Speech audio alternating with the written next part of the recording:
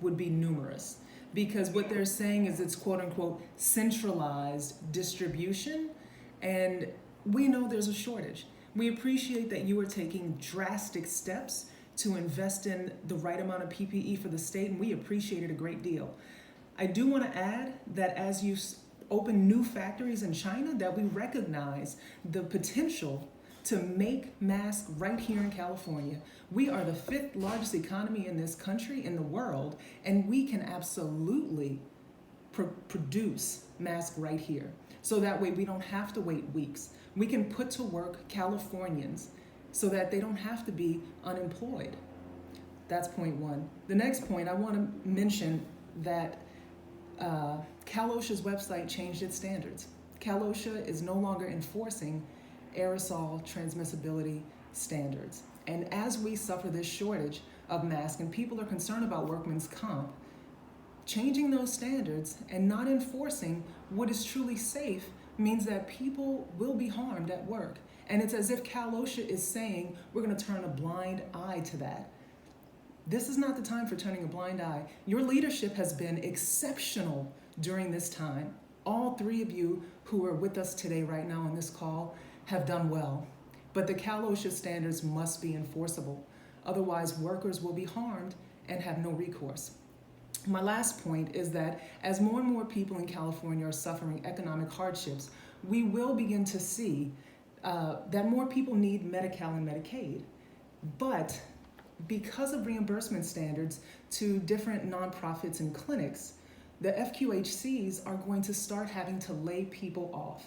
At SEIU 1021, we represent thousands of workers in nonprofits, and we are very concerned that right when we need them most, they will be unable to provide the care that Californians need and deserve.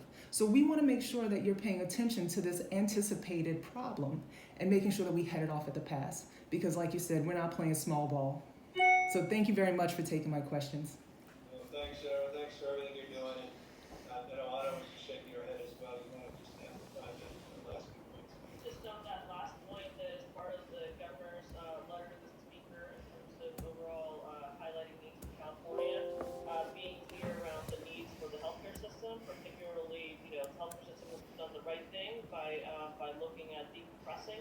That has a big impact on facilities' revenues. So asking for additional dollars for hospitals, for clinics, for other entities is an important element, and it's part of one of the the federal government included $100 billion in this area, but it's definitely not enough, and part of in light of what is going to be needed in that space. And then in terms of your first point, the manufacturing, that is part of the website that the governor launched, is looking at getting more California manufacturing, California manufacturing elements. Those things that I'd highlight are the supply chain issues that make the manufacturing in Asia quicker in some of these areas, but definitely looking at manufacturing as much as possible in California, of gowns, of masks, of everything is a priority, and that's one of the things that the website and the language that the governor launched a few days ago is working on. And there were just to extend on that, we launched it seems a month ago. It was just literally a few days ago. This COVID-19 supplies website. Hundreds of companies and manufacturers now are locked in, and we're working on details related to FDA approvals, working with CAD drawings. We're basically matching need with supplies in a very prescriptive way. So we really organized ourselves around that supply chain. We focus on 13 areas of critical supplies, from swabs to the media for PCR tests, to gowns, coveralls, shields, goggles, surgical masks, obviously anything related to N95 respirators, and then substantively on where the manufacturing community could go. We have manufacturers, old distilleries, St. John's Knits, it's a company in California. They have operation in Tijuana and Irvine, and they've converted a line specifically to help us with gowns. Just one example of companies that have really stepped up.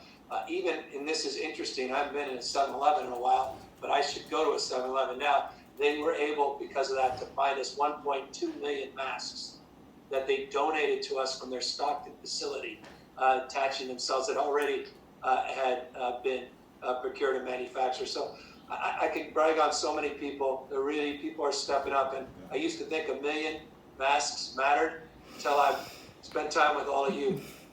You guys have really woken me up to the magnitude of what you deal with every day and at scale, what we need to be doing more of. And so this manufacturing facility we identified is actually one of the largest in the world.